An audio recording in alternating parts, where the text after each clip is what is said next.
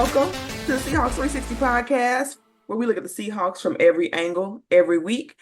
I'm your host, Candace Higgins, No, I'm Tino Ganasius. and we are here. We are back to continue our How the Seahawks Stack Up series, really evaluating the entire NFC West and seeing how the Seahawks match up against those teams. From a national media perspective, one of the main talking points in this very dead part of the offseason has been that the Seahawks have been really overlooked. And in a lot of cases, you'll find that Seahawks have been ranked fourth in many in the division in many rankings and predictions for the year. So I always love being an underdog personally, but I think from a Seahawks point of view and from people who actually know and watch this team, we'll sort of evaluate where we stand in terms of where the Seahawks fall ultimately as we continue through this series. But before we do, Tino, man, how you doing? I'm good. I'm chilling. Middle of baseball season, having fun. But as I said before we got started on this Rams preview, this team's boring. I know they're gonna be okay, but I don't know about this team. But I'm doing well. Can't complain. It's about 100,000 degrees here in Walla Walla, but I'm good. I really think that you're bored by any team not named the Seattle Seahawks. How about any team that doesn't run the ball all the time? Even better. That's so crazy coming from you. That's insane coming from you. Mr. Michigan, play defense, run the ball. Right. That's boring, huh? Nah, it wins. In my opinion, it wins. Well, man, let's get into it. We already did a preview already on the Arizona Cardinals. And if you have missed that episode, please go back and listen to it. Give comments if you're listening on YouTube. We'd love to hear your feedback. But today, we're going to focus on the LA Rams. And last year was a really interesting year for the Seahawks and the Rams because going into this time last year, it was assumed that the Seahawks were the superior team on every possible plane. No one really knew. They were in the middle of a rebuild. They didn't have any picks that going into that off the previous going off season. So they really just had a bunch of no-name guys who no one had any real confidence in. And Sean McVay, man, and they were able to sort of pull a rabbit out of a hat and get some real value, some real quality play, I think, from players who we had not heard of. And some of that was them, and some of that you did see some areas of talent deficiency, but impressive year for the LA Rams as they went 9-8, similar record to the Seahawks. And it really this year was unfortunate if you're a Seahawks fan because it was another year that the Rams, despite having that, I think, much poorer roster at the time, where they swept the Seahawks, which I think had a lot to do with Pete Carroll getting fired, along with that Steelers, I think will ultimately be a legendary Steelers game last season. And so, but yet, fast forward this year, it seems like even though these teams had the same record, people hold from a national media perspective the Rams in just much higher regard than they hold the Seahawks. And I find that interesting because these teams literally had the same record this past year. And so my only guess is that it does come down to people just assuming that there's a major coaching deficit.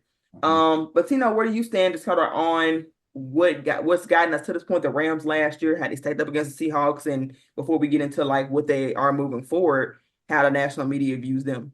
I would say, yeah, I think you're spot on with, McVay being valued or seen as a much better coach at this particular point in time than Pete Carroll was, right? And I can't disagree with that, right? We talked over and over again about, during the Rams previews and then our reaction to those games that we just knew that McVay was worth a couple of touchdowns basically offensively against Pete Carroll because Pete Carroll was unwilling to change his shift. And I think, right, probably reason 1A or 1B is to bring in Mike McDonald was to counter the intelligence and the ingenuity of Sean McVay. So that's the first thing. Second thing is Matt Stafford is a Hall of Fame quarterback, likely, right? And I think when you see a team that has a Hall of Fame quarterback or a borderline Hall of Fame quarterback, I think he will make it.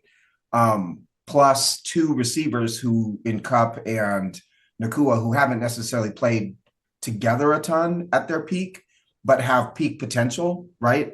you, no matter what else is going on with that team, I think a lot of folks will immediately grant them a certain number of wins because of that offensive talent. And I don't think that's where football games are won necessarily, but I think people see those brand names plus the intelligence of McVay and immediately assume that the Rams are going to be very good. And I think there's some truth to that. I don't always think that way, but and I also think there's a lot of underrated talent behind the scenes on this team that doesn't get the credit that they deserve, and we'll get into that in a minute. But I still see a borderline playoff team. I see a team that is kind of scraped together 10 wins last year and is probably somewhere between 7 and 10 wins this year. Games can go either way, injuries to the quarterback, but a team that's probably going to beat the Seahawks in LA and lose to the Seahawks in Seattle. That's kind of what I see from them, but a team that nevertheless continues to be a threat to the Seahawks. Yeah, definitely. As I went through this roster, I really see these teams as more evenly matched than probably the outside opinion would give it. And another thing that's funny to me about just how highly regarded the Rams are, it's because they made the playoffs, right? And they pushed the Lions to the end. But the Seahawks really should have been, I mean, comfortably the team that made the playoffs. Not like barely made it in, but they just blew some really critical games and some easy wins down the stretch. And so that's how fate determined itself. So I think the Seahawks have a real chance to show themselves as better than the Rams. But I've always, like you said, I've been adamant that for a couple of years now, at least 2 to 3, I don't think it's been as much of a talent deficit. And they may at one point, I mean, the Super Bowl year, obviously there was a huge gap talent wise between these Sure. teams, but they really started to have some regression because things began to catch up with them.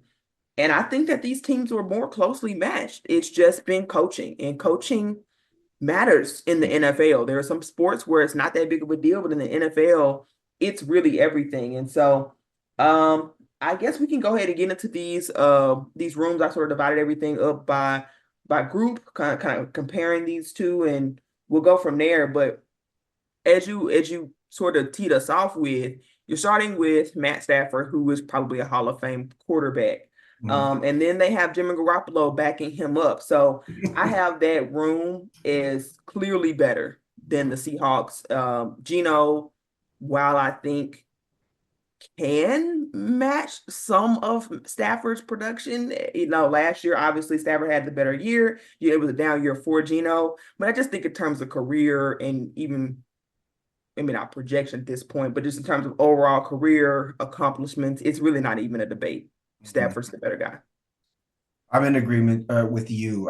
The only argument for the Seahawks room is that Stafford's 36, Yeah, and if he goes down, Garoppolo is, I think, a decent stand-in and could do a decent job, especially with those two receivers. But I would take Geno certainly over Garoppolo and the rest of the room. I also think the depth of or the backup situation with Howell has more upside than Garoppolo does. But yeah, I Garoppolo's better. you It's can't more go against proven. Stafford. Yeah, And the other thing I'll say about the quarterback room is you got to include McVay in that, right? It's Stafford plus McVay versus Grubb plus Geno, and we yet to see what Grubb is going to do. right. But as of right now, from what we know, is certainly Stafford. Now, this Yeah, time next year at 37 years old, right? I'm not quite sure whether it's, right. it could be Geno at that point for a year or two, but as of right now, it's got to be Stafford. And again, I think this whole team revolves around Matt Stafford and his health. And it may or may not be relevant, but it is worthy of note that Garoppolo will be suspended for the first 2 games of the season due to a violation of I think a policy, like I think a drug medical policy, some kind of mix up with that. So if Stafford was to go down because of poor line play or something like that, like I believe happened, did that happen week 1 of? I think he Yes, so I think played still, but he was an Iron Man for so long, and I think he missed, I can look it up real quick, a game or two. I think that first early on, or maybe I'm thinking of the year before that. I just know there was a year where he pretty much went down week 1 in terms of playing. At least he got injured week 1. Mm, And mm, so if they were to ever be in that situation with Garoppolo being down, being suspended the first couple of games, and him also being so injury prone. I really don't think they have a true contingency for that. Like two particularly injury prone quarterbacks is not great. Right. But it is by far the better room. They just haven't accounted for that, I think. Um, Well, Stafford, I will say, so Stafford missed a bunch of time 2 years ago. yeah, 2 years ago, But last year. before that, he was with the Rams, he was an Iron Man, right? And Right.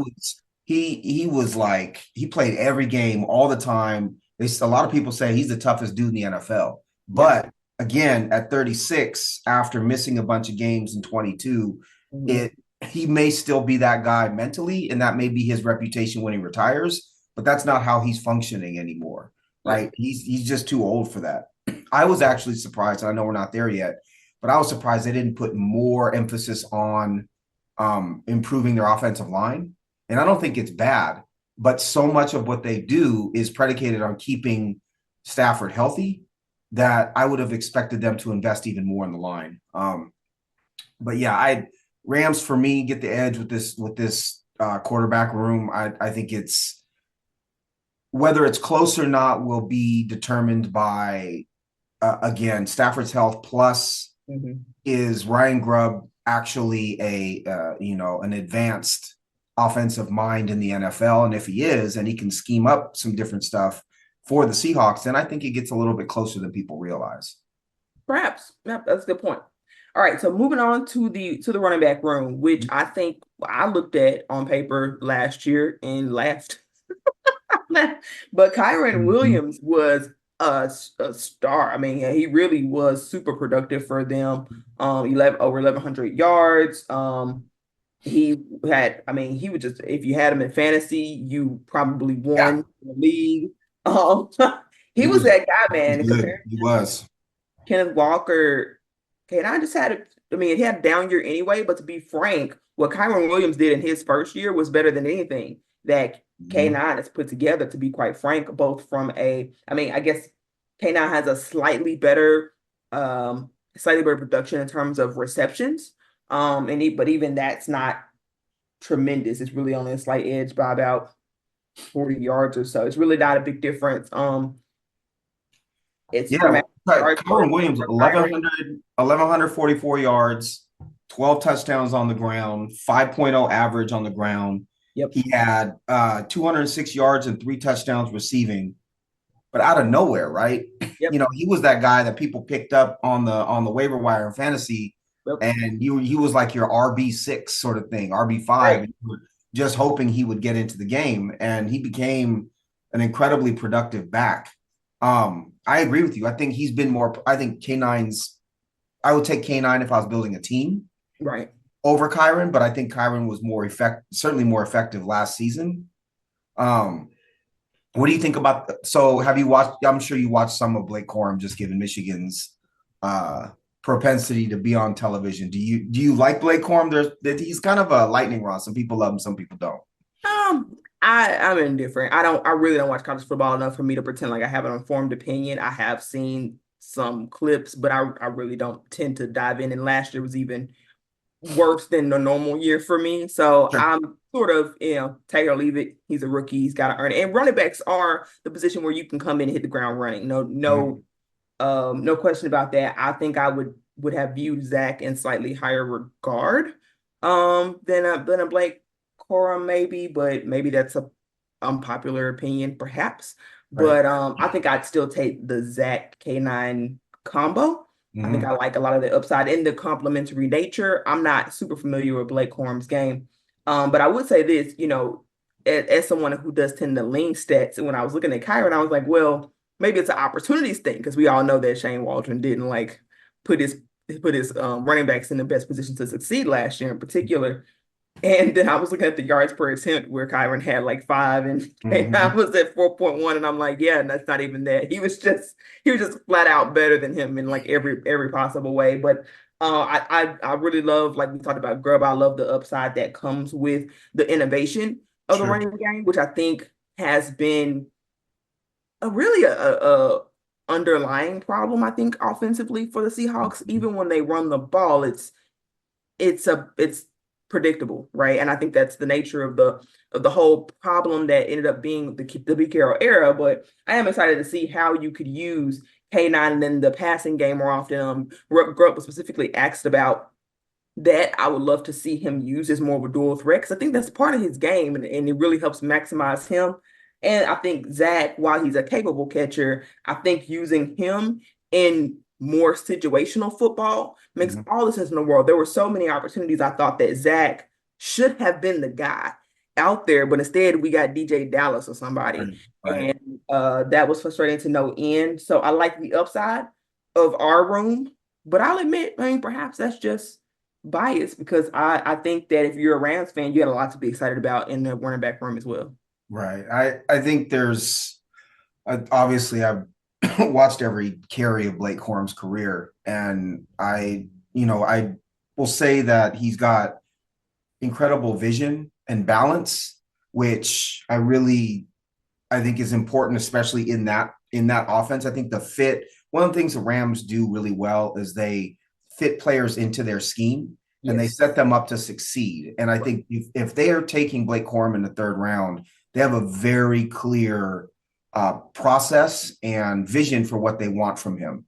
And, he's a shorter guy. He's, 200 plus pounds, but he's a lot stronger and runs with a lot more power because he is so short. I like Corum a lot. I think Corum ultimately I would take him over Charbonnet, but it also is scheme dependent. Again, so much of this is Ryan Grubb and what he ends up doing. We just don't know. Right. I have the running back rooms as even because I think K9 and Kyron had more production. I think K9 is slightly more talented.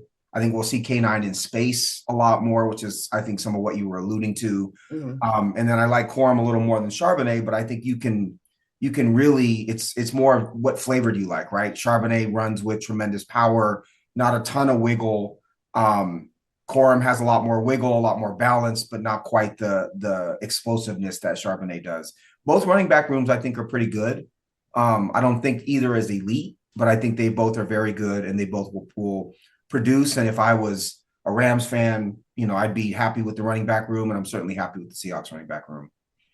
I've got them as better. I've got the Rams having the better running back room just because I don't think there's a clear enough difference between Blake Corum and Jack Charbonnet. And I Mm-hmm. think that difference is marginal compared to what I frankly think was the difference in production between K9 and Kyron, especially when you look at things like advanced measures like success rate and things Sure. that K9, honestly, he wasn't efficient. He has yet to put together an efficient year. And I Mm-hmm. think that is a concern with him. Like, can he?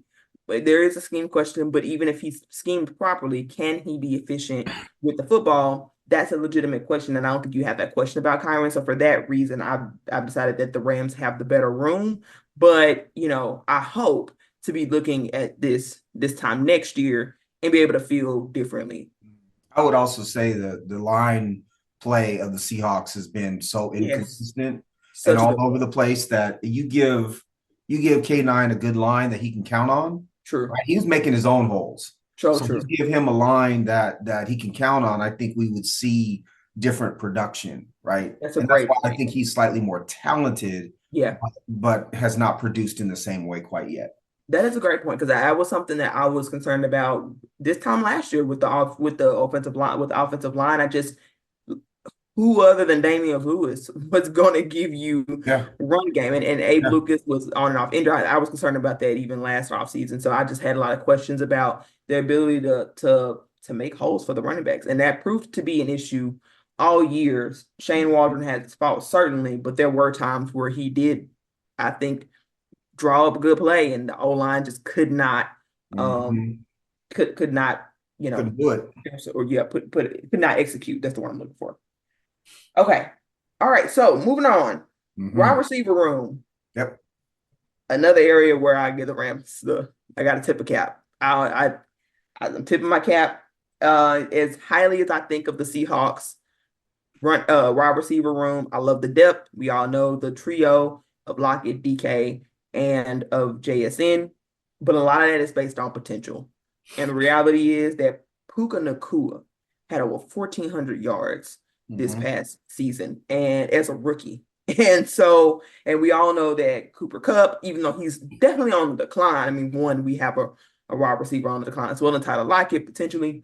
Um, but he had the triple crown, right? Like the guy is just those guys and their production is hard to argue with, in my opinion. It's really not even a debate. Now, Demarcus Robinson, who I think is listed as their third guy, is obviously a really big drop off compared to JSN, but I Mhm. just don't think the top two guys can even come close to matching what Cooper Kupp and Puka Nacua have put on the field.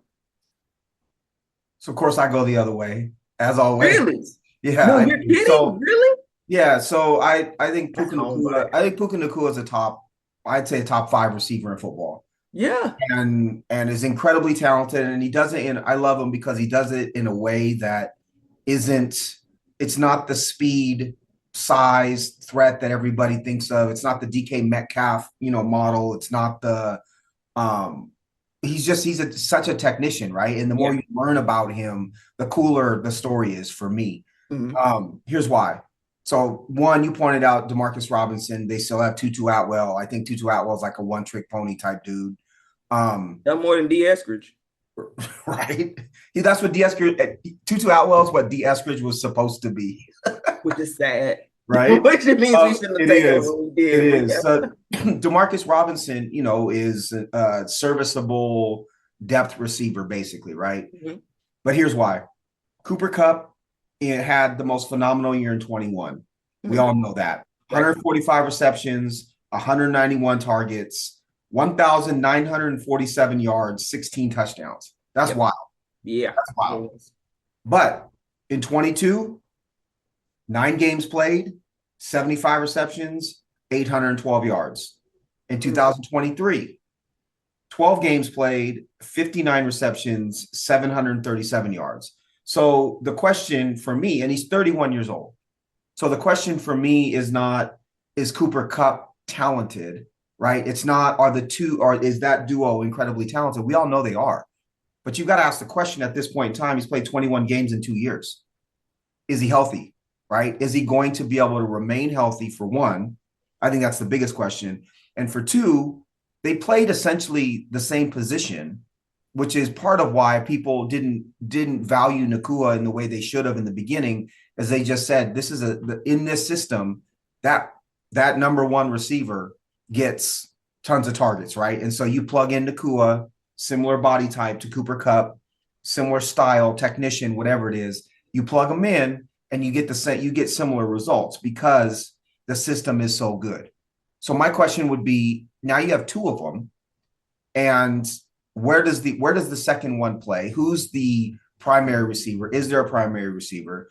And if you're going to put, Kupp in the slot, which looks like they might do quite a bit, is he going to is his talent going to rise to the top, and is he going to produce in a slightly different role? So you got a health question, you got a role question, and then when I look at the Seahawks, I just see a much more balanced room, right? That's the other thing about the Rams. You got two technicians as your top two receivers, but I don't see either of them as a who's going to stretch the field. I think that's why you see Demarcus Robinson in this lineup in a three receiver set, is he's the one to take the top off, but you still need someone to take the top off. So I like that JSN is on the ascent. I think he's going to be better than people expect.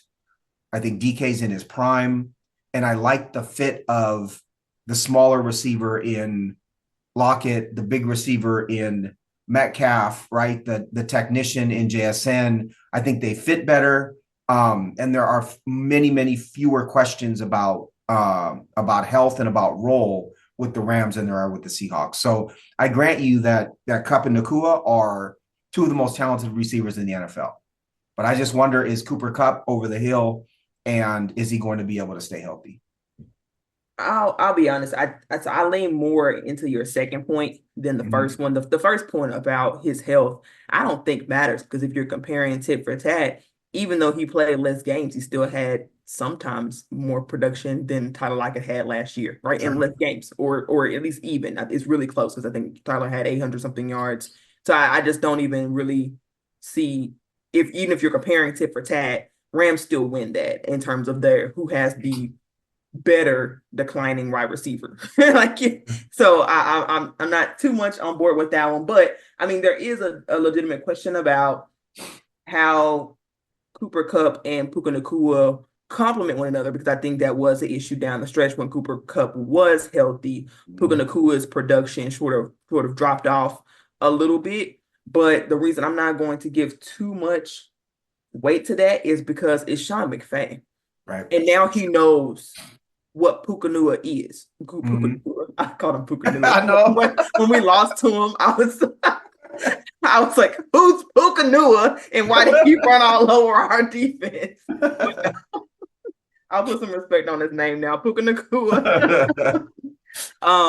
And now that he's had a full year of knowing his strengths, his weaknesses, how he fits into the offense, if there's anybody who can make that a two-headed monster in this entire league, it's going to be Sean McVay. Yes, in theory, on paper, you'd be correct if it was probably any other coach. But I just know that, and then Nakua's going to find ways to get better in the offseason, right? He knows his production fell off once Cooper Kupp came back, as I'm sure he's going to work on those things. I'm not saying it won't be an issue. I just don't think, I think that's a far smaller question than what is the Ryan Grubb system and do the players fit in it? And does it make sense? Like that's so much of a bigger question when comparing these two rooms. So I can't even give it much credit enough to give the Seahawks The the edge. Yeah. Not this year. Not I this year. agree. I agree. If you take both rooms, the biggest question is going to be what is Ryan Grubb's system? Completely agree with that. I also just think Ryan Grubb is pretty brilliant, and I think it's going to show. I don't think he's Sean McVay, bro. I'm excited to see what they can accomplish. But I think it's a good debate, right? Because it's Cooper Kupp, as I said.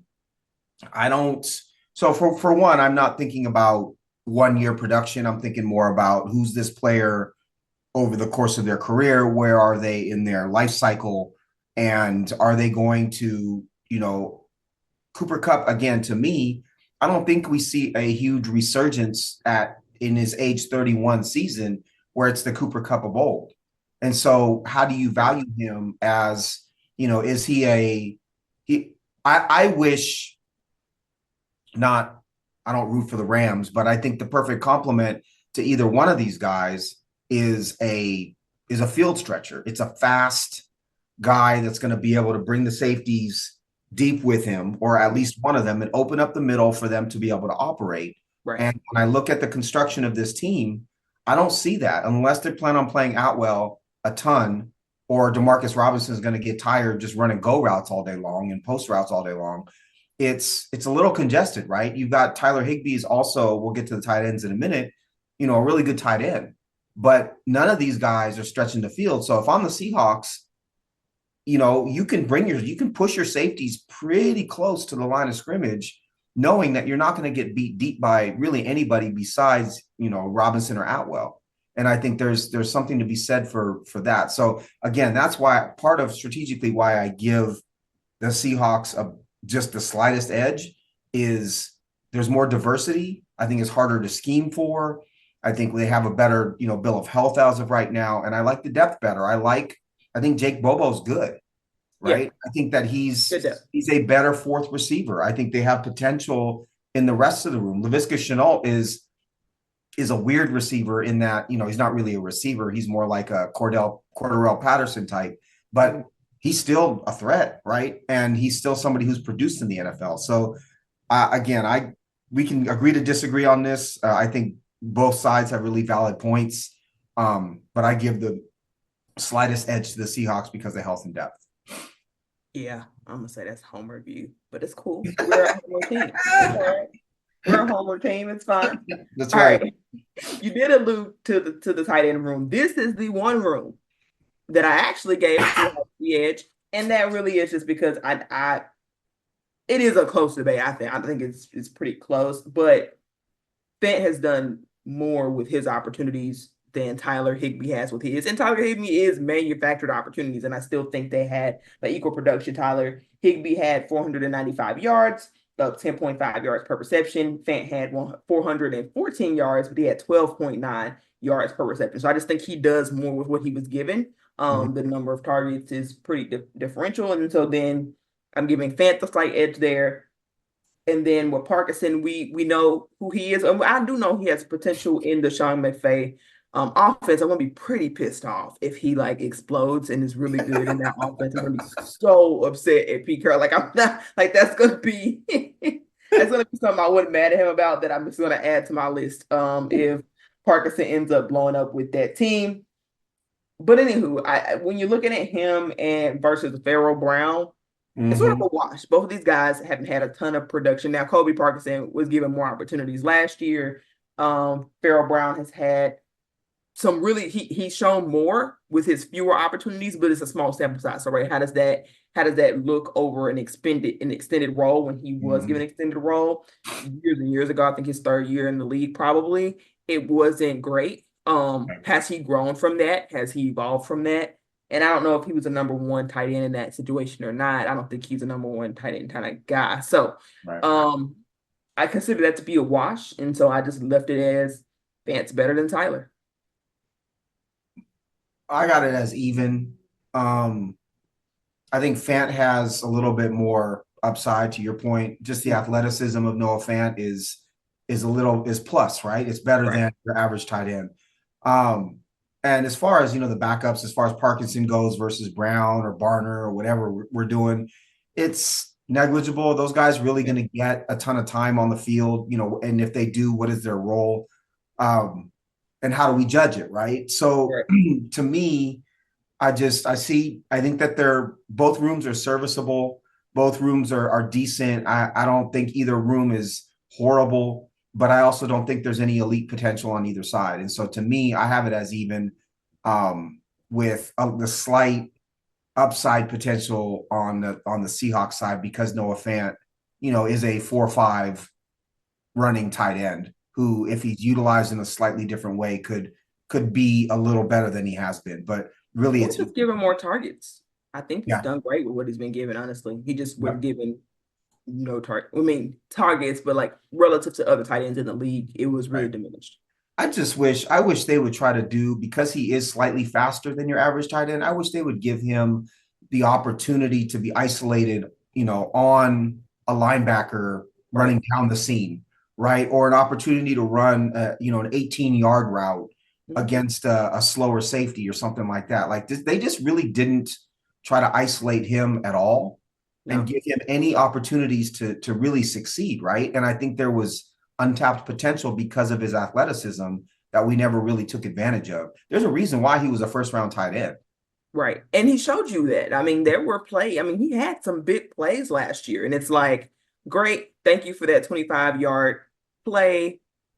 Back to something else. Like, and Right. they never go back to it. Like it was like I think I have admitted that Waldron's biggest, I think, challenge was the sequencing of plays and knowing how to take advantage and go with momentum. Because I think had you rode Fant more, and especially when he had breakout plays like that, it could have either helped your other wide receivers, defense would have. I mean, there were so many things. It's just like if he gave you something great, but you didn't reward him for it. And I think he showed ability to give yards after the catch on a team that desperately needed yards after catch, Yep. but yet that wasn't something that we felt the need to hammer.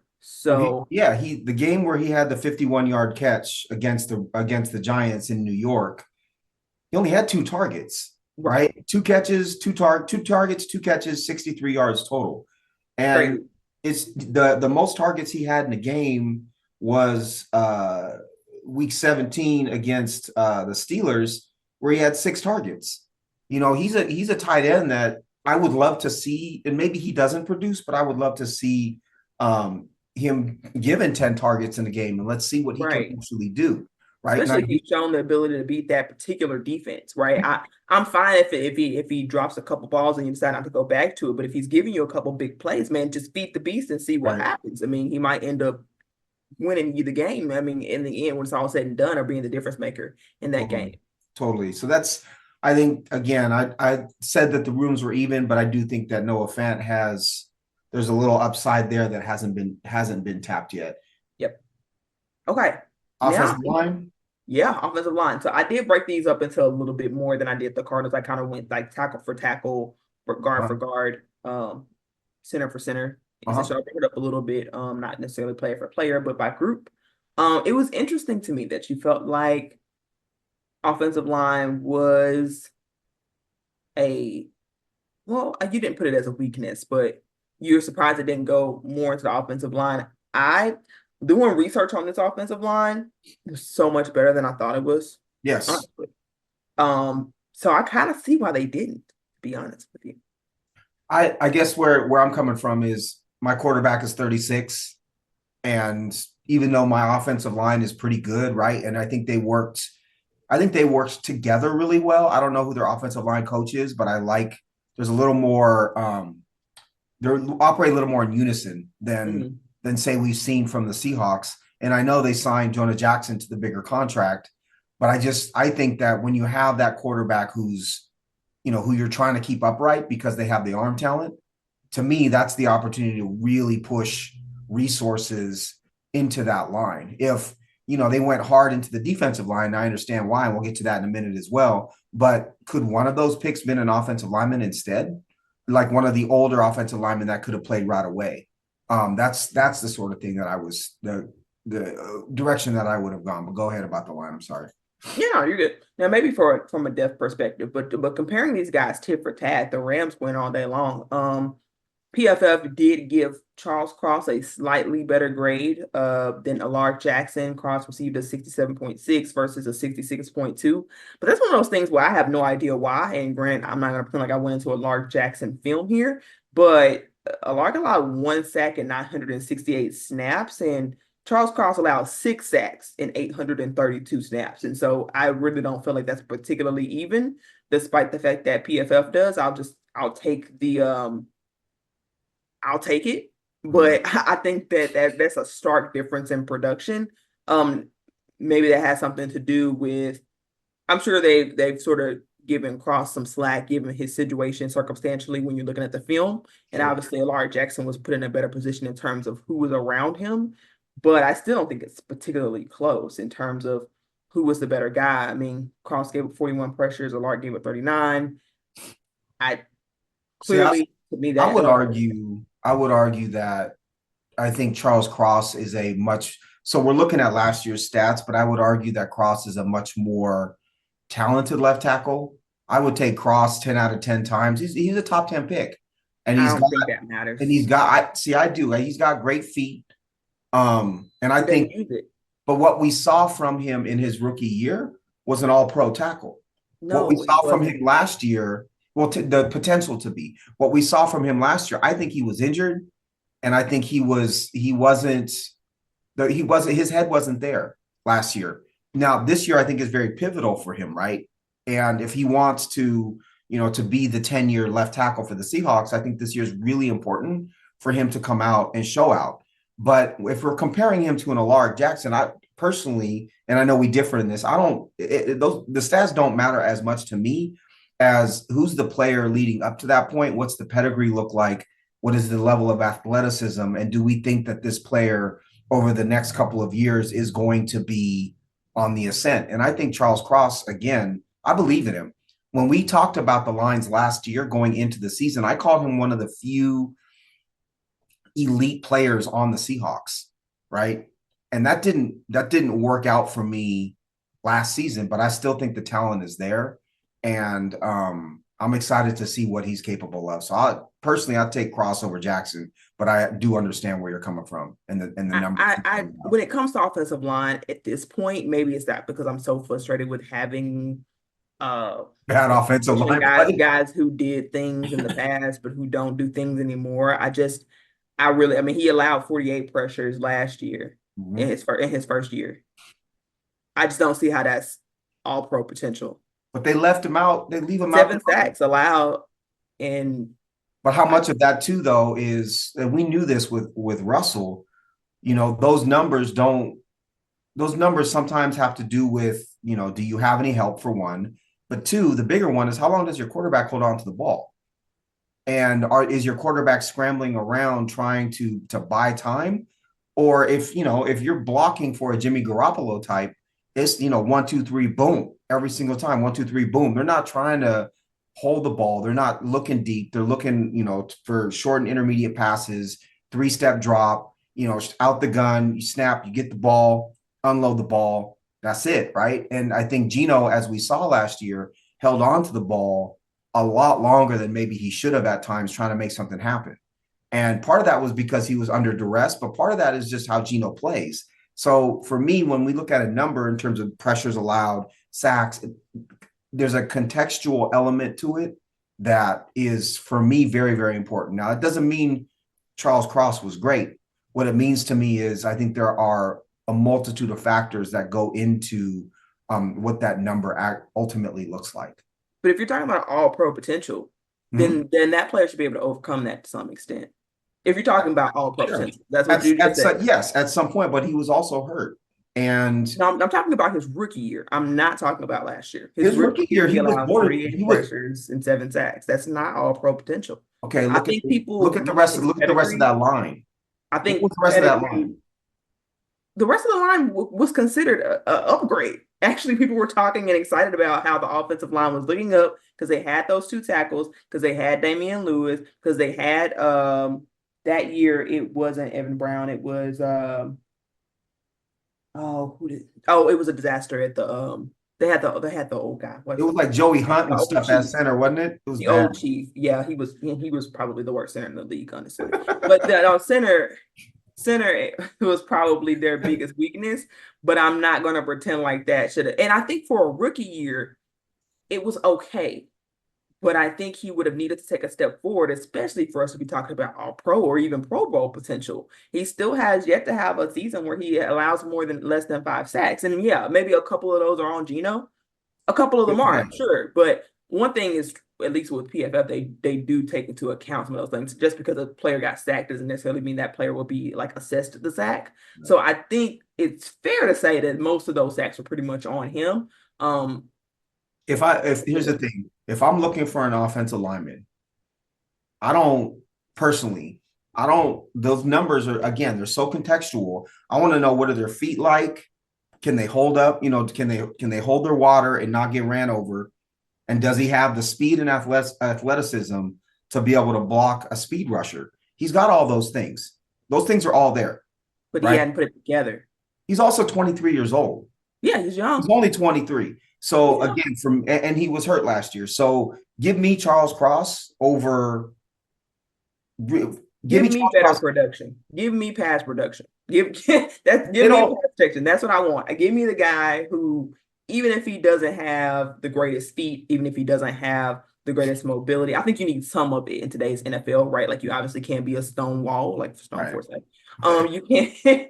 You obviously can't be a stone wall or anything. You do need some of that in the modern in NFL, but it's assuming that you have enough of that to be able to get by, which if Mhm. you allowed 1 sack and 968 snaps, I feel like that's borderline elite. I feel like that's great potential. And even if he doesn't have the pedigree, I don't get so caught up in draft stock because plenty of guys, I mean, Tariq Woolen, if we're going to get caught up in draft stock, would not be the level that we view him at right now if we were just going to view him through the lens of being a fifth round pick because he wouldn't have the pedigree, right? But I he had the potential to be a first round pick, to play like a first round pick immediately, and everybody knew that because the athleticism was present. I think he showed potential in his Mhm. first year. I think saying that he was even Pro Bowl level would be a bit of a stretch because I think he struggled at times, particularly with his hand placement, which was a really big thing for him. And if he does not work on a hand placement, he won't take the next step. He really has to do that, and he also has to work on his strength in terms of the run blocking to be able to balance that out a lot more. So as athletic as Charles Cross is, I think he's got a ton to prove and so much to prove that if you're looking at somebody who was drafted high because they have traits versus somebody who is proven they can do it, give me the proven guy all day long. I'll take that one.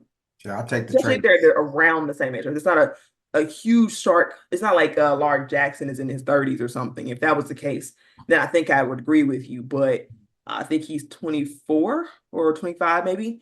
So he's young enough that this give me the guy who's shown to be better.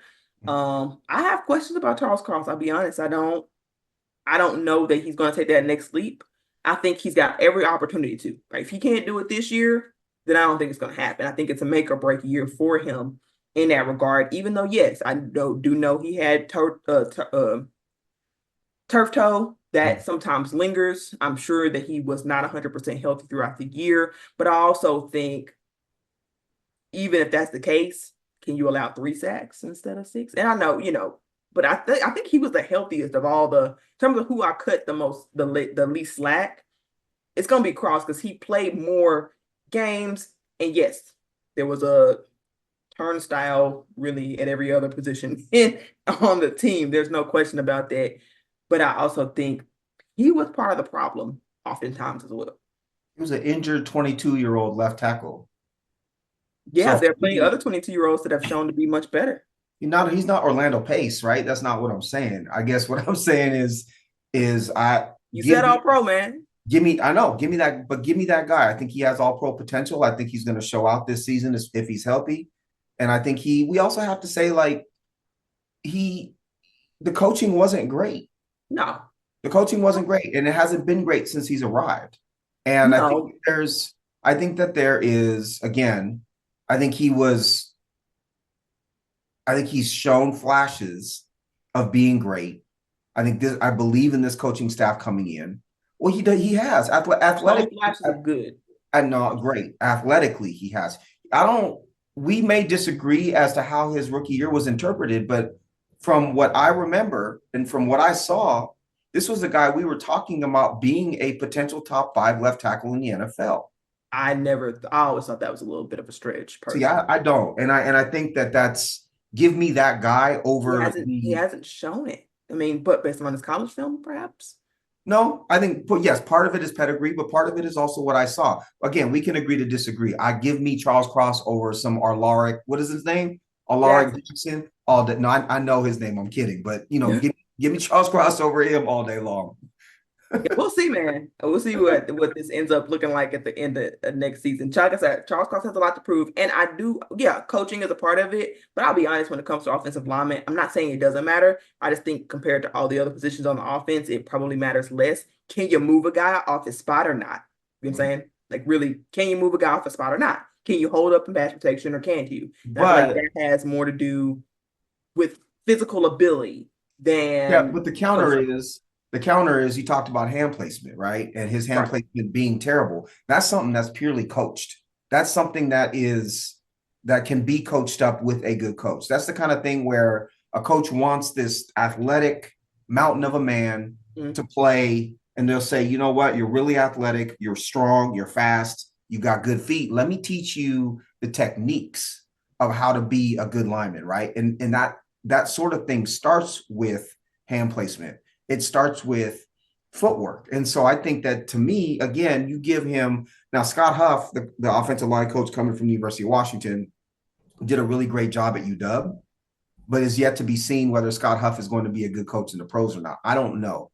But I'm happy that there's a different voice in the room for him. And I think if you're going to find a young, talented left tackle to mold, there aren't a lot. There aren't a lot of guys above Charles Cross on that list for me. I know we can I'm disagree. gonna say one. I think the offensive line coach was considered to be pretty well. Like there was a lot of praise for the offensive line coach, especially given that he got functional production out of like literally nobody's. I Right? think, and he was fairly well pursued in the offseason in terms of a Yes, couple he of teams was. wanted him. So he is. I mean, he did get good coaching. I'm not gonna pretend like. I mean, I love the like as you say pedigree of Scott Mhm. Huff. But like you said, it's yet to be seen. We know he did have a good offensive line coach, and he had turf toe. That should not affect how well his hand placement technique goes like the following year. So we should have seen a little bit more of an improvement in that regard, I feel. Sure. Um, and we just didn't. So, like I said, I'm not writing Charles Cross off, but I'm saying Charles Cross has a ton more to answer than Jackson, and I'm sick of the question marks. So, man, I'm tired of that. When can we get a good offensive line for this team, please? Right. Please. But anyway, we'll move on to the other positions. Now I will go to bat more for Abe Lucas, who actually didn't have as high of a rookie season when I went back and looked at it as I guess people talked about. Hmm. Because I think he did show flashes of greatness on tape. I think he was pancaking dudes left and right. I think it's like there was some elite traits. I think he's a guy you can say clearly like there were elite traits that even if you didn't see it consistently in his rookie year, they were definitely there. I can Hmm. see that much more so for him, even though it really was pretty inconsistent. Now, last year we know he his knee injury, I give much more credence in than like I said, compared to a Charles Cross. He didn't have the power, he didn't have the ability to move. I mean, the run game was sort of his thing, and he even struggled in that. And so he just wasn't together, man. And then Pete Carroll used that detrimental word chronic when it came to talking about his injuries, just made us question a lot about his future. It seems to be looking more optimistic since we last recorded. Hmm. Abe Lucas posted a training video of him doing lifting dead weights. Apparently, he's running on it. He did not have a brace on that knee, which Hmm. you absolutely love to see. Is the best type of advice.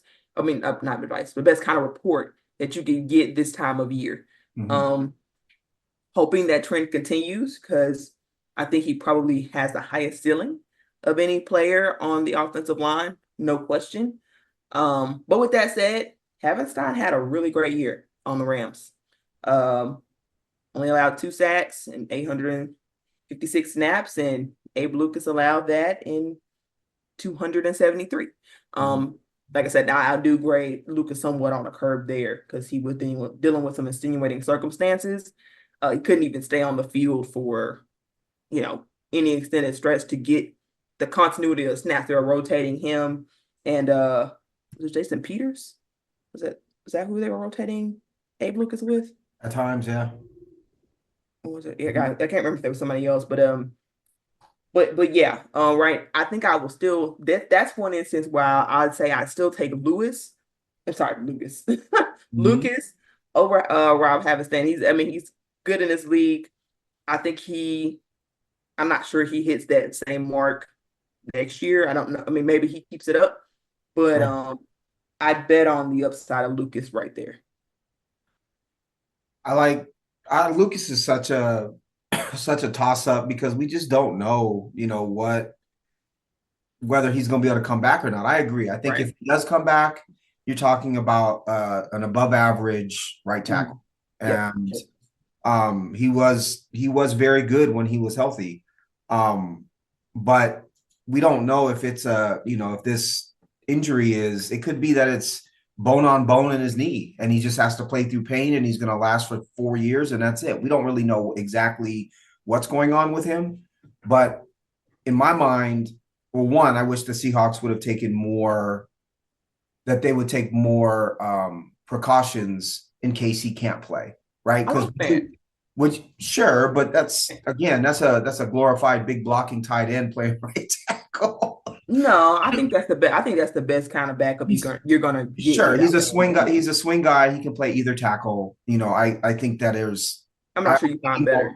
I'm thinking more long term investment, and I do like Oh, Fant better than Curhan and Forsyth and those guys. But with Lucas, I guess what I'm getting at is we don't. If they said tomorrow Abe Lucas is retiring for medical reasons, would you be surprised? no, I would not, because Right. I've been Or concerned about that for some time, which is why I think they got the Fant thing because they want a year to see. right. I Or think this year is the year to see what his long term projection is. right. And would you be surprised if Abe Lucas was a Pro Bowl right tackle in 2024? Nope. So I think the range of possibilities is so interesting with him. And you're right, Havenstein was very good.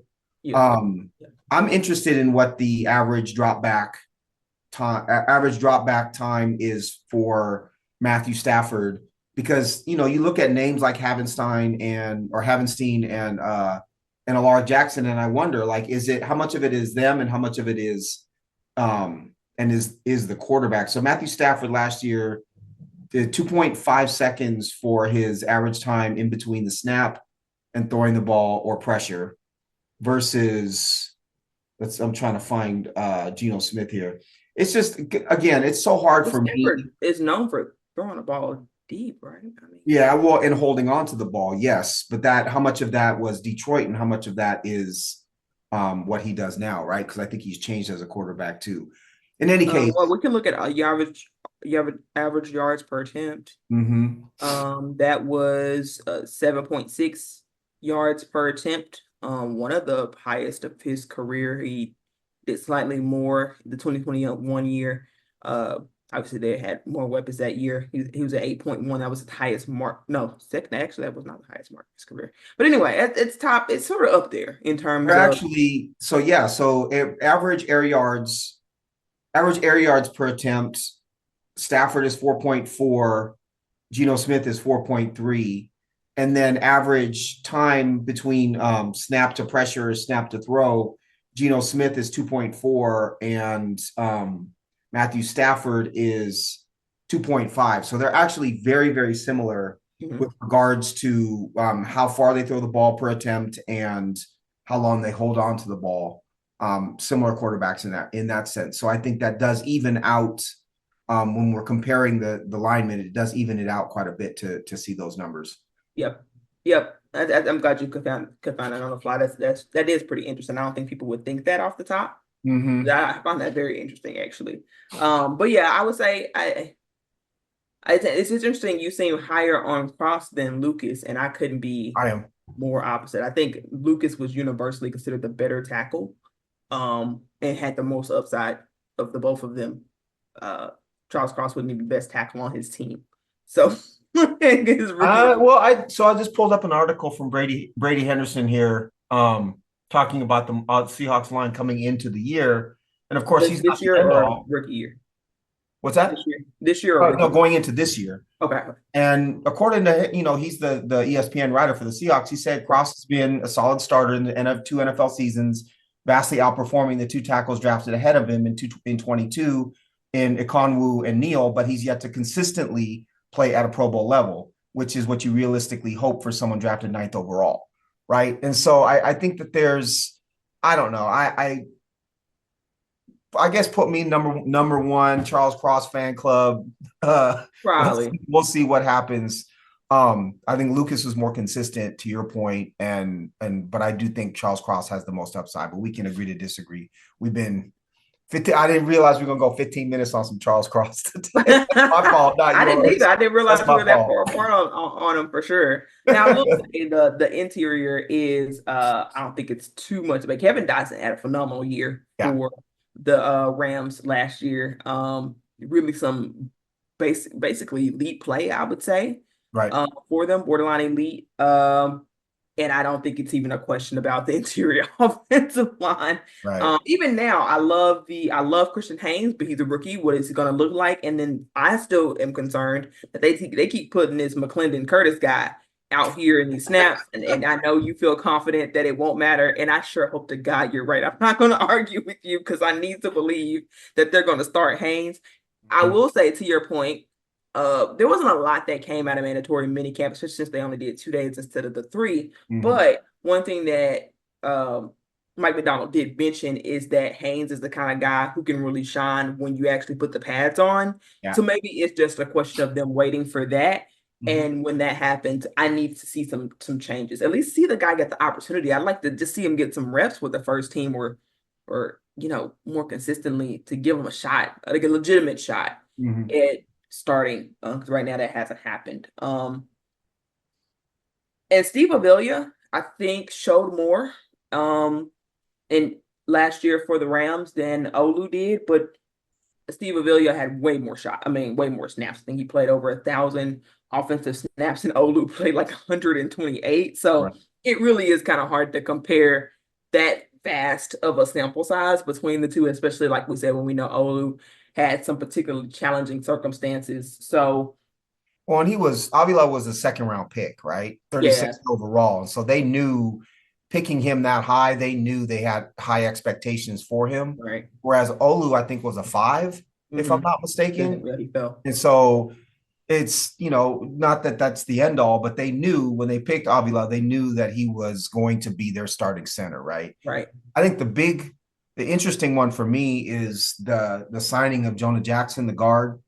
out of Ohio State that played the last couple years with the Detroit Lions Mm, because they gave him a decent amount of money to come in and start at left guard. That's mm, the kind of move that I think successful organizations make, right? It's kind of under the radar. They're investing a decent amount of resources in him. But if he plays well and Dotson plays well and Avila continues to play well at center, now they've got a really good mm. interior offensive line. Yeah, I Um, think their tackles are and the better. tackles aren't bad either, right? Yeah. So um I don't know. I still overall with the lines, I still said it was even because I did. This is That's more. this is me counting on Charles Cross. No. Honestly. This But okay, that's so if one we guy go you're counting on versus the Rams if already have like two guys for sure that have shown elite traits, right? And Havenstein and Kevin Dotson, they had elite years last year. sure. And in the addition, like you said, that's three guys off top that we know are proven commodities that are better than any question marks that the Seahawks have right now. And they Well, do have more question marks than answers on the O line. yes, but this is me saying that Charles Cross is the best lineman out of the 10, right? I'm going on record saying that. This is me, and I'm obviously higher on your boy Lakin Tomlinson than you are. Yeah, well, most people We are. know that. Actually, not really. I think a lot more people are. Maybe I'm not alone. As alone as I thought, but we'll see. And if Lucas comes back, so if Lucas comes back and Lucas can play, which all indications are that there is that possibility, right? There's a lot more. Here's what I'll say: there are a lot more questions about the Seahawks line because of Haynes, Cross, and Lucas. I like the Seahawks upside as a line. I think the Seahawks have the potential to be an elite offensive line if those guys play up to their potential. I think I if those think that the guys Rams play are more up to their solid. potential, you'll see them give production like the Rams offensive lineman gave last year. So I think just because On the there's right side, the right side of the offensive line, on right? Dotson and Havenstein, well, yeah. yeah, I know. I'm not counting. I'm literally not even counting Lake, and like he doesn't even count. We're talking about the young guys. We're talking about the young guys. I Right. think they would be best if they got production like allowing 2 sacks. You know what I'm saying? Like in 1 sack. If they got to that level of production, then on that much volume, I think Mhm. they would have reached I think about their ceiling, but that's kind of already what the Rams have right now. Not to say that their interior has a ton of upside. I don't think Havenstein and Kevin Dotson give you a lot of upside at all, but I think they're actively at where you're trying to get your young players to. So I still would say that the Rams have the edge because it's not like the the Seahawks guys have a higher ceiling than that. Like higher ceiling than that would be like top three at their position or top Right. three Charles or four. Cross. Charles Cross. That's only one guy though, and the other guys have Well, well, sure. I'm also betting on Christian Haynes. yeah, but not I'm next also year. I'm Not next year. Surely maybe you're not expecting maybe him to play like that as a rookie. we don't know that. You're not expecting him to play like that as a rookie, though, No, I'm not which expecting means him. that I the think he has Rams the have the edge potential. this year. I am expecting Abe Lucas to play like that, Yeah, I think right? if he's healthy, I would agree. I also think there's Um, a lot if you're there the way for me if the two tackles are your two best linemen, that is a really good place to start, right? And I think that's the situation that the Seahawks are potentially in. I again, I'll be on record. I think the Rams have a more consistent, more veteran laden, more cohesive offensive line based on last season. and more elite. No, I think that the Yeah. Seahawks have. I think the Seahawks have a higher upside with their offensive line. That's just me. But again, we don't agree on that. I think I would take I'll in a vacuum. Mm-hmm. I know everybody talks about the tackles, right? But isn't it also said that some of the worst pressure a quarterback can face is on the interior? Sure, because So why wouldn't the your quickest interior place. line being your best talent make more of a difference than your tackles? I think it's harder to find tackles than it is to find guards. That's fair. I Okay. think it's just hard to find those guys that can protect on the outside. Whereas, In terms you of know, premium. yeah, Okay. but yeah, your point is well taken though. The ability, we've talked about this before. The ability, it's the shortest point to the quarterback is straight up the middle. It's not from the Yeah. outside. Yeah. For a boring team, man, I know, I know it's we got a lot to say about such a boring team. that's true. I love it. All right, let's see, Oh man. Do we boy. have time to go into defense? It's up to you. We're gonna do a two-part episode or two episode Los Angeles Rams preview. We'll I leave think that I to think you. we can push through this one. I That's think fine. That apologize was, for the longer episode. I think we can get through this content mostly because I think the conversations get quicker on defense. yeah, I agree. I'll be honest with you. I agree. Let me ask you this. Is there a room uh in the Los Angeles Rams complex that you think is better on defense that you think is better than the Seahawks? Do you give them the advantage at any position on defense? I did not. Okay. I did not. No, I I, gave I the gave them safety. That's it. I couldn't give him safety either. Not I couldn't give him safety either. I think Julian Love and Rashawn Jenkins showed more than Rush Yeast. I know I saw that. I was like, I knew his name from before, but to see it on paper had me dying. Oh, I couldn't even say it without laughing. Anyway, he was as bad as he sounded. Like that guy had a rough Cameron year. Curl can play. There's a reason why they signed Cameron. Cameron Curl can play, but And I think Julian Love is better. Cameron Kinchens was considered by some the best safety coming out in the draft out of Miami. Now Okay. he ran his 40 time was slower. I think Mm-hmm. his 40 time was 4.6 something, but he's a player. And so that's part of what gave me the edge is I feel Okay. like they've invested a little more in developing that room, whereas the Seahawks, I think, have brought in dudes that don't have the same upside. But overall, Other you than say Jared Reed, if what's that that? guy can play healthy, I like him, but he is coming off ACL, so Right. I just their defense is, if we're gonna go real quickly position by position, like the D line, gets bad. D line is not even a.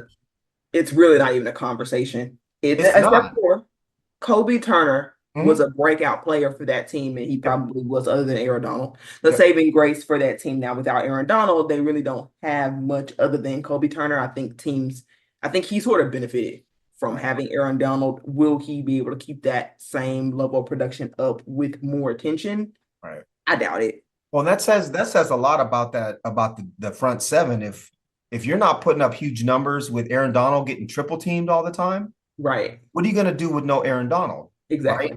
Yeah. And you look at their front seven, and Ernest Jones had a ton of tackles, and is a decent off-ball linebacker. Jared Verse He's was very a good. high draft pick, obviously, but he's a more of a power end than or edge than he is a speed threat.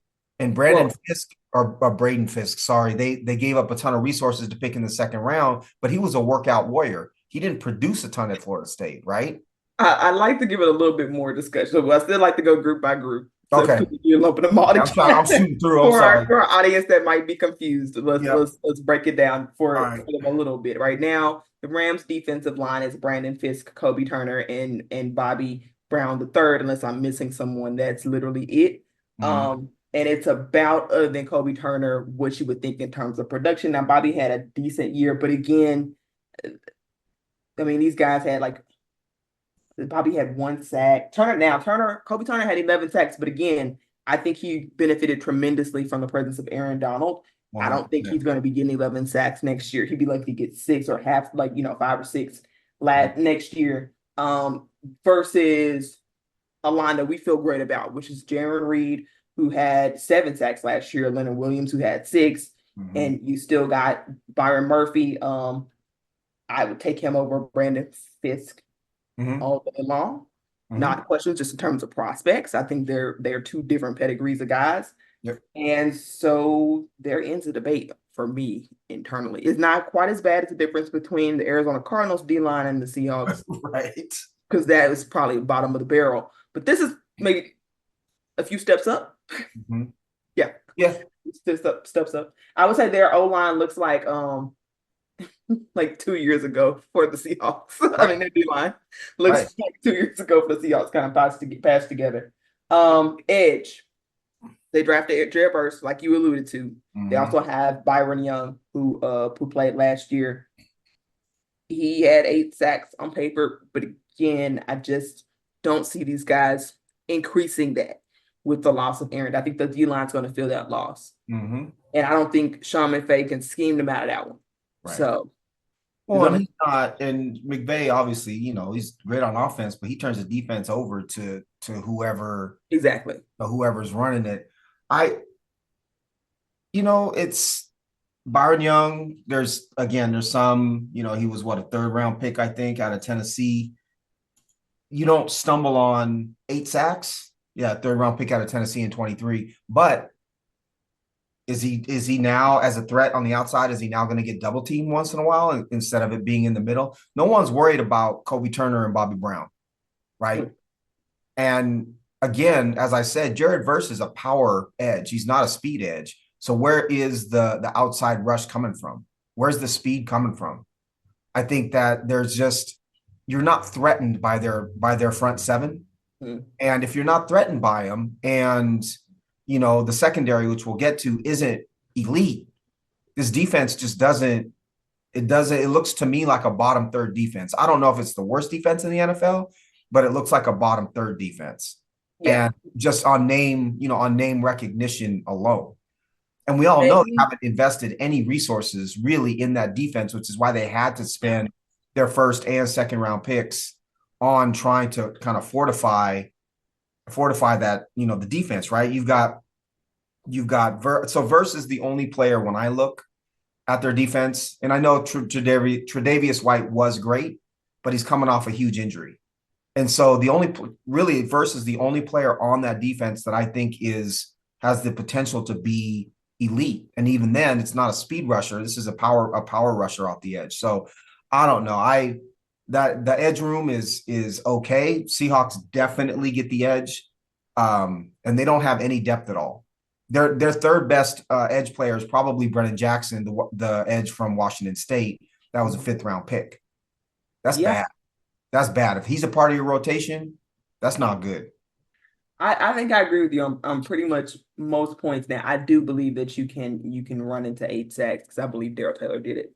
But other than that, I pretty much agree with most of your points. I think that the Rams do have a knack for maximizing their players, even if it is on defense.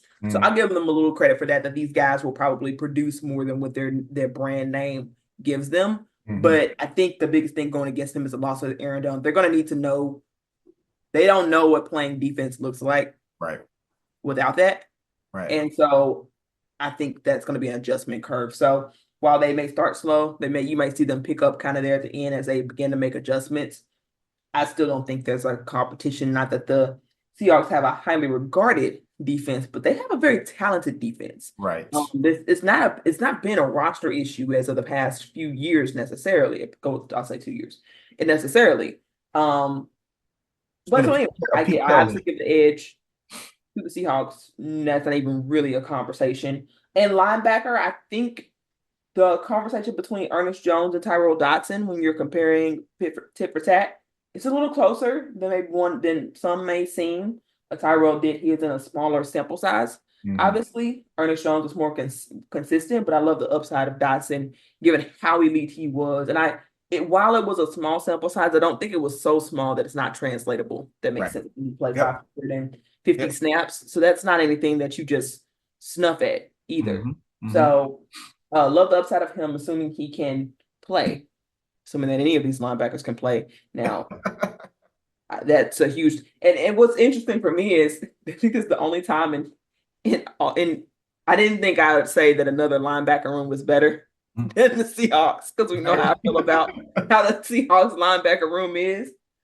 But this one was worse because when I looked at Christian Hmm. Rosboom, Roseboom. Hmm. Roseboom, okay, yeah, that dude. I'm not even sure he belongs in the NFL. I'm just gonna be real honest about that. I think he is lucky to have this opportunity, and I hope he can keep his job next year. That's really all I got to say about this guy. Hey, the Rams like 18 dudes. missed The tackles, Rams. man. That's brutal. The Rams like dudes like that, though. If you know what I'm saying. 18 missed tackles that's something as a Yeah, I linebacker. don't. they're missing some explosiveness No sacks. He got in one that interception. in that front God bless seven. him.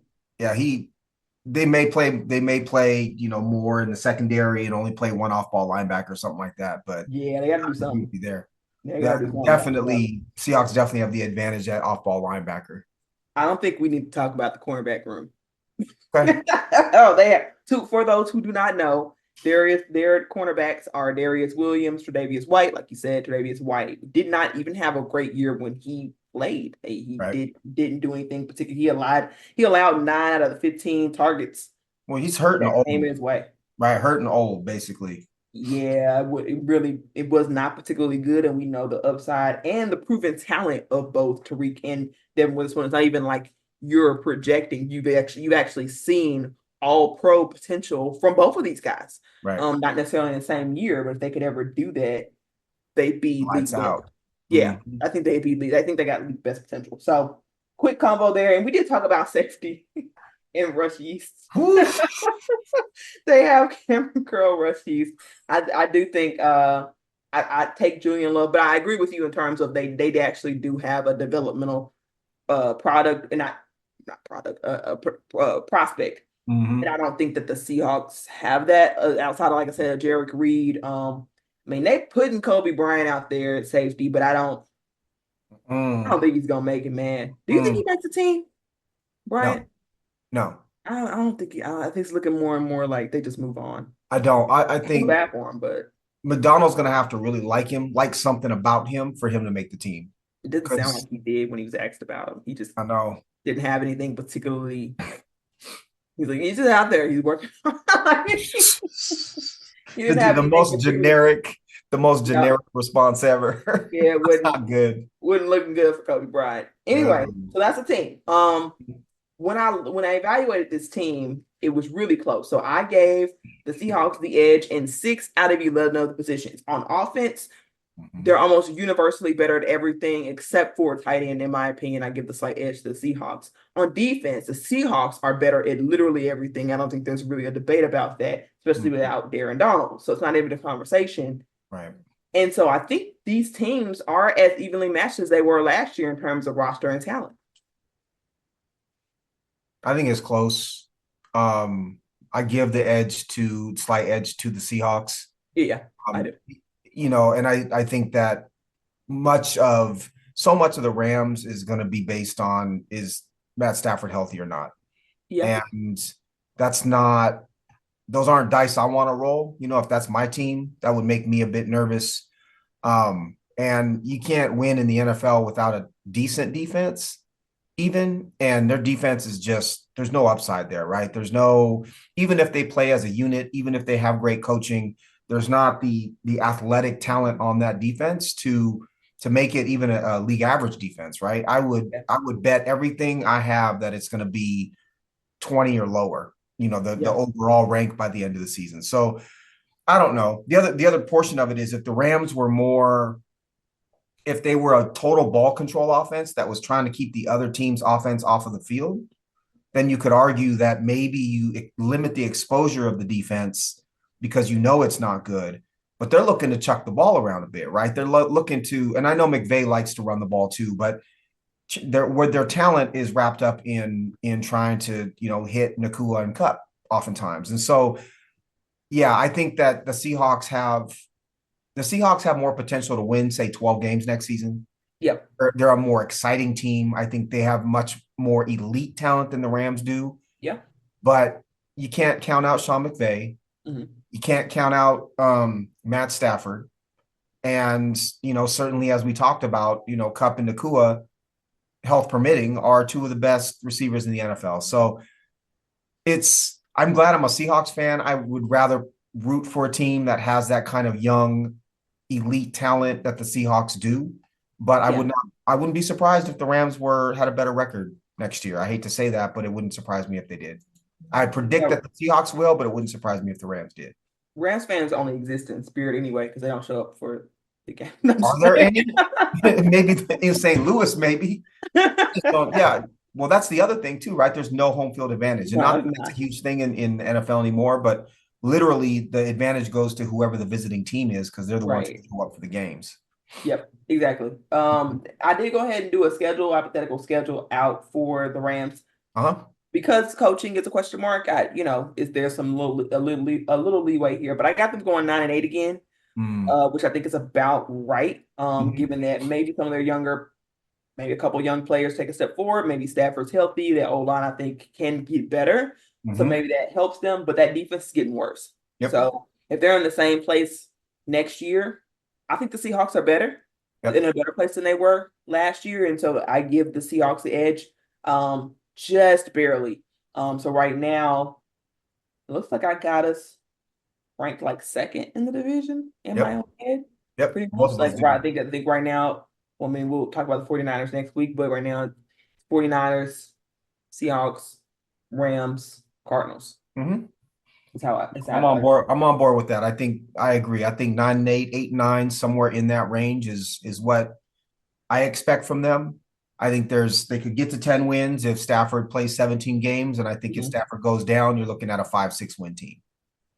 Yep, that's about right.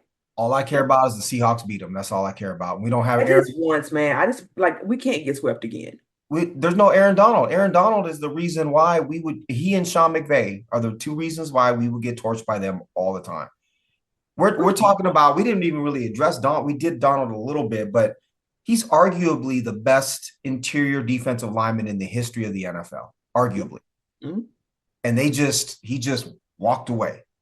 You take him out of that defense and out of a defense that wasn't even that good to begin with.